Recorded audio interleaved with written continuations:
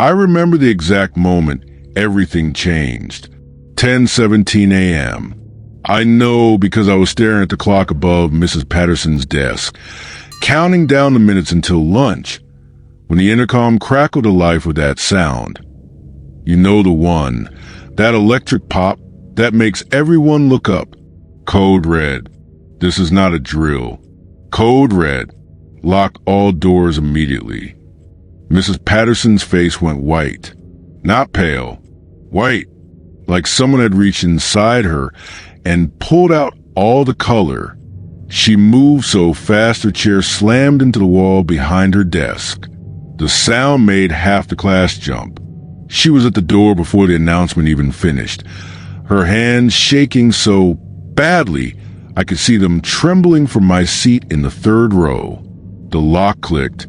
The deadbolt slammed home. And then she was pulling down the blinds with this jerky, desperate motion that made them tilt and clatter against the window frame. What do you do when your teacher is more terrified than you are? 20 minutes earlier, everything was normal. Boringly, frustratingly normal. It was a Tuesday. The sky outside was that flat gray color that promised rain, but never delivered. We were in third period American history, and Mrs. Patterson was droning on about the Constitutional Convention, while half the class zoned out on their phones hidden under their desks. I was actually paying attention, mostly because I'd forgotten to study, and there was a quiz coming. The hallways have been loud during passing period. The usual chaos. Lockers slamming. People yelling across the corridor. Someone's music playing too loud from a Bluetooth speaker. Maya had been complaining about her boyfriend. Jackson had been showing off some meme on his phone. Everything was so normal. But thinking back now, there were signs. Small things. During second period, I'd heard sirens outside. Multiple sirens. They'd seemed close. But sirens were always going by the school. We were 2 blocks from the hospital. Mrs. Patterson had left the room twice during the lesson, which she never did. Both times she'd stepped into the hallway and talked to someone in a low voice I couldn't hear. When she came back the second time, she left the door open a crack. I remember thinking that was weird because she always kept it closed. And the doors. I'd noticed on my way to third period that Mr. Chun was standing in his doorway, watching the hallway. Mrs. Rodriguez had been doing the same thing 3 doors down. Teachers didn't usually do that. I should have known something was wrong. Code red. This is not a drill. Code red. The voice on the intercom was Principal Morrison's, but it didn't sound like him. It was too tight, too controlled, like he was reading from a script while choking on every word. Some of the kids laughed. Nervous laughter, the kind that bubbles up when you don't know what else to do. Probably just a drill they forgot to tell us about. Derek said from the back of the room, "They did this last year, remember?" But Mrs. Patterson was pulling down the last blind, and when she turned around, I saw something in her eyes that made my stomach drop. This isn't a drill. Her voice was barely above a whisper. Everyone away from the windows. Now, phones on silent, completely silent, not vibrate. Get into the corner. Now.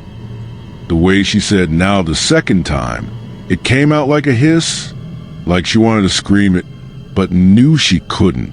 That's when it became real. The lights went off. Someone gasped. Mrs. Patterson was already at the light switch, and then she was moving the filing cabinet, trying to push it toward the door. 3 of the guys jumped up to help her. The metal scraped against the tile floor, this horrible screeching sound that seemed impossibly loud. Quietly. Mrs. Patterson's whisper was harsh. Quietly. We huddled in the corner farthest from the door and the windows. 23 of us pressed together in a space meant for maybe 10. I could smell Jenna's vanilla perfume. I could feel Marcus shaking next to me, his whole body vibrating like a phone on silent. That's when I heard the intercom crackle again. Code red. School lockdown. Code red. Different voice this time. Officer Bryant, the school resource officer. His voice was harder. Official. The kind of voice you use when something is really, actually wrong. My phone buzzed in my pocket. Then again, and again, around me, everyone's phones were going off. A dozen silent vibrations creating this low humming sound, like a swarm of bees trapped in fabric. Mrs. Patterson held up her hand. Don't look at them. Not yet. Completely silent. But Maya was already pulling hers out, her face illuminated by the blue glow. Her eyes went wide. It's the emergency alert system, she breathed. It says armed subject near campus. Put it away, Mrs. Patterson whispered, but her voice cracked. Emily started crying. Quiet tears at first, then these hitching sobs she tried to muffle with her sleeve. Jenna put her arm around her. Someone's breathing was getting faster, faster, faster. I realized it was mine. Armed subject. Near campus. The words kept repeating in my head. Armed subject. Armed subject. What did that mean? How near? Inside the building? I could hear sounds now. Radios crackling somewhere in the hallway. Footsteps. Heavy running footsteps. A door slamming, so hard I felt in my chest. Someone's voice shouting something I couldn't make out. And then the intercom again. Code red. School lockdown. Code red. Remain in your classrooms. Marcus's shaking was getting worse. I reached over and squeezed his hand. It was ice cold and slick with sweat. Mrs. Patterson had moved to the corner with us. She was sitting on the floor, her back against the wall, and I could see she was crying silently, tears just streaming down her face while she stared at the door. Teachers aren't supposed to cry. That's when I knew we might actually die here. Time does something strange during a school lockdown. It stretches and compresses and stops making sense. I don't know if we'd been sitting there for 5 minutes or 50. My legs were cramping. My phone kept buzzing. 1 buzz. 2. 3. I could see the notifications piling up on the lock screen without even taking it out of my pocket. The glow leaking through the fabric. Mom. Where are you, Mom? Are you safe, Mom? Answer me, please, Mom. I am coming to get you. Derek was texting with his sister, who was in the building across campus. He was whispering to the people next to him. She says she heard something. Like fireworks maybe. Or... Stop. Mrs. Patterson cut him off. No information sharing. Not now. But you can't stop information during a code red. It spreads like water, seeping through the cracks. Someone had heard there was a man with a gun in the parking lot. Someone else said it was a former student. A third person said it was a bank robbery 2 blocks away, and they were just being cautious. The rumors multiplied, each more terrifying than the last. I kept staring at the door, the handle, watching it, waiting for it to move. And then, footsteps, right outside our door. Everyone froze. 23 people holding their breath at exactly the same moment. The silence was so complete, I could hear my own heartbeat thudding in my ears. The footsteps stopped. Right outside. I was looking at the door handle, and I swear to God I saw it move. Just slightly. Like someone was touching it, testing it. Emily's sob caught in her throat. Mrs. Patterson put her finger to her lips, her eyes enormous in the darkness. The handle moved again. Someone was trying to get in. Marcus's hand was crushing mine. I couldn't breathe, couldn't move. The entire world had narrowed down to that silver door handle, and the shadow I could see through the crack at the bottom of the door. Someone was standing there. Time stopped, just completely stopped. I remember thinking with this strange, crystal clear certainty, this is how I die. In third period American history, at 10:17 a.m., in the corner of Mrs. Patterson's classroom. I'll never make it to lunch. I'll never see my mom again. This is it. The shadow moved, and then a radio crackled. Second floor clear, moving to third floor. Footsteps again, but moving away now, receding down the hallway. Officer Bryant. It had been Officer Bryant checking the rooms. I started shaking so hard I thought I might throw up. Around me, people were crying openly now, not even trying to be quiet anymore. Mrs. Patterson had her head in her hands. Code red. School lockdown. Code red. The intercom announcement felt like torture now, like they were reminding us over and over that we were trapped, waiting, helpless. We sat there for another eternity. My phone said 10:47 a.m. Only 30 minutes since it started. It felt like 30 hours. Maya threw up into the trash can. The sound was horrible in the quiet. Jackson was praying, whispering the same words over and over. Please God, please God, please God. Mrs. Patterson kept checking her phone, then putting it down, then picking it up again. I made a mistake. I don't know what I was thinking. I wasn't thinking. My leg had gone completely numb, and I shifted position, and my elbow hit the desk next to me. Just a light tap, but the desk scraped against the floor. The sound was like a gunshot in the silence. Everyone's head whipped toward me. Mrs. Patterson's expression was pure terror. She held up her hand in this desperate gesture. Don't move. Don't breathe. We waited. Nothing happened. But for those 10 seconds, everyone in that room hated me. I could feel it.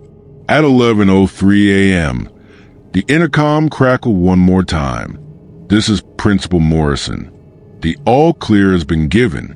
The code red school lockdown is over. The situation has been resolved. Please remain in your classrooms until you receive further instructions from administration. Law enforcement will be coming through to clear each room individually. The words seemed to come from very far away. Nobody moved. The all clear should have felt like relief, like freedom, but it didn't. It felt hollow, heavy. Emily was still crying. Marcus was still shaking. Derek was staring at nothing, his face completely blank. It's over, Mrs. Patterson said, but her voice was flat, empty. 5 minutes later, there was a knock on the door. A voice. Police. Room 312, this is the police. We need you to unlock the door. Mrs. Patterson stood up slowly, like she'd aged 20 years in the last hour. She moved the filing cabinet, unlocked the deadbolt, turned the handle.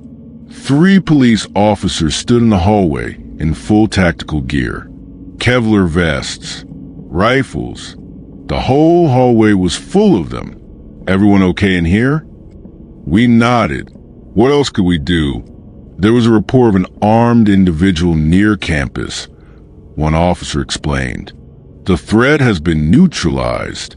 We're going to need to escort you all to the gymnasium for a reunification process with your parents. Neutralized. That word hung in the air. The hallways looked wrong. Too bright. Too normal. There were backpacks scattered on the floor where people had dropped them during passing period. A binder lying open. Papers everywhere. Someone's phone on the ground. Screen shattered. We walked in single file, police officers flanking us on both sides. I could see into other classrooms as we passed. Kids with red eyes and shocked faces. teachers who looked broken. The gymnasium was chaos. Parents were screaming names, crying, grabbing their kids. The local news was outside. I could see the cameras through the windows. Police cars everywhere. An ambulance, though I never found out why. I saw my mom before she saw me. She was standing near the door. Her phone pressed to her ear, mascara running down her face in black streaks. When she spotted me, she made this sound, not a word, just this raw sound of relief and anguish combined. She grabbed me so hard I couldn't breathe. She was shaking worse than Marcus had been. I thought they wouldn't tell us anything. We went home at 11:47 a.m., less than 2 hours after the code red started. The school sent an email that night. Thanks to our lockdown procedures and the swift response of law enforcement, all students and staff are safe. A suspect was taken into custody near campus.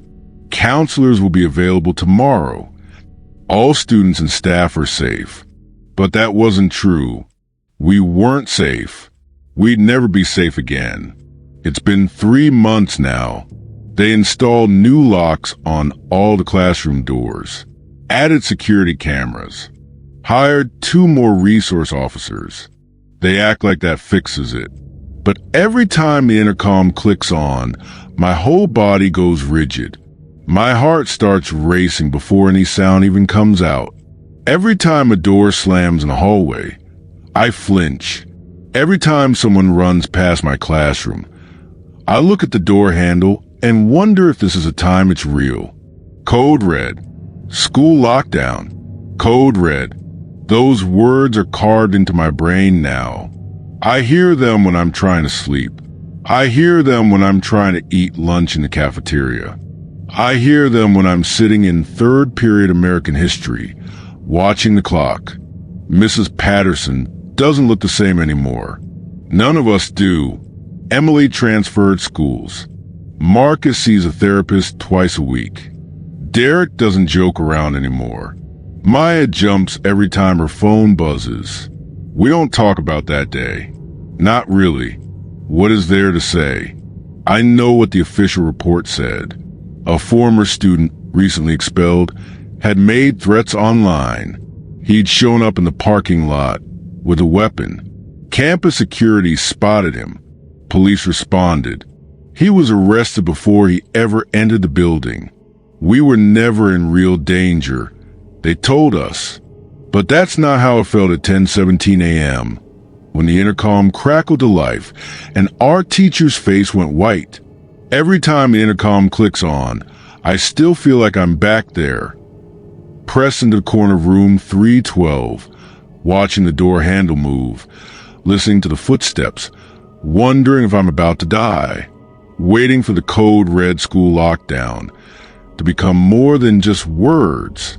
Because that's the thing about school lockdowns they don't tell you.